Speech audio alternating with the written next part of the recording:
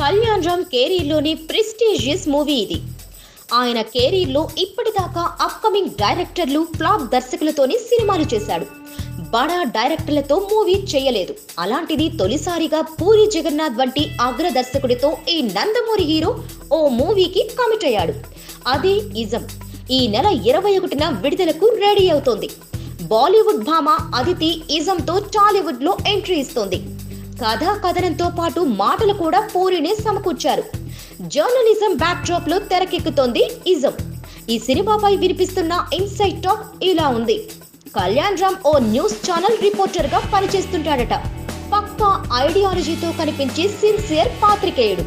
అనుకోకుండా చేసే ఓ sting operation లో భయంకర నిజాలు బయటపడతాయట. దీంతో కథలో కొత్త ట్విస్ట్ తో ఊహించని మలుపులతో ఆసక్తికరంగా సాగుతుందట మూవీ. జర్నలిజం గొప్పతనంతో పాటు ఆ వృత్తిలోని లొసుగుల్ని కూడా ఎత్తి చూపాడట Puri Jagannadh. Ism first half మాత్రం సరదా సన్నివేశాలతో నడుస్తుందట.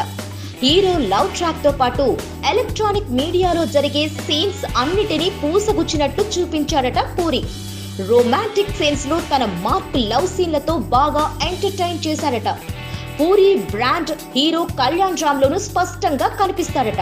అయితే అక్కడక్కడ కాస్త కెమెరామెన్ గంగతో రాంబాబుని తలపించేలా ఉంటాయని సమాచారం. ఫస్ట్ హాఫ్ వరకు సినిమా బాగుందని, సోగా నడిచిపోతుందని సమాచారం.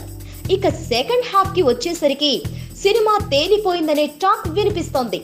కథేంటో ఫస్ట్ హాఫ్ ఇంటర్వెల్ లోనే తెలిసిపోతుందని, దీంతో ల్యాగ్ బాగా ఉన్నట్లు ఫిలిం నగర్ వర్గాలు చెబుతున్నాయి.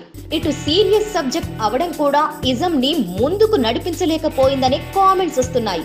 మరోవైపు కామెడీ ట్రాక్ హిట్ అయితే సినిమా మరో రేంజ్ కి వెళ్తుందని, కళ్యాణ్ రామ్ కెరీర్ లోనే బిగ్గెస్ట్ హిట్ గా నిలిచే ఛాన్స్ ఉందని సమాచారం. మరి ఇందులో నిజమెంత అనేది సెన్సార్ టాక్ తర్వాత తేలుతుంది.